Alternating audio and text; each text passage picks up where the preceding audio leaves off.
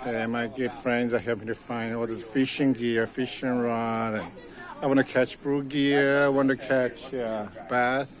So just trying, find good prices and good quality too. These are like professionals. They are pros. Okay. They should have. Okay, 4 people helping me right now. I'm so blessed, yeah. Okay, they're all fishing, they're pro fishermen. Does this one break down? This one does not. But that's also a giant catfish rod. That breaks down. Okay. It does.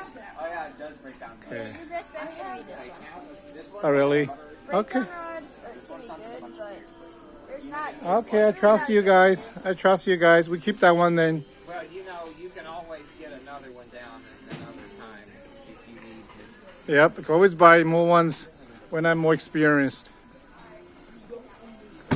Okay. All my fishing buddies, young fishermen, they're so experienced, they know so much about fishing. I'm 58, I don't know anything, just want to learn from them. This is my summer job this summer to learn how to fish in Missouri, be a real Missourian.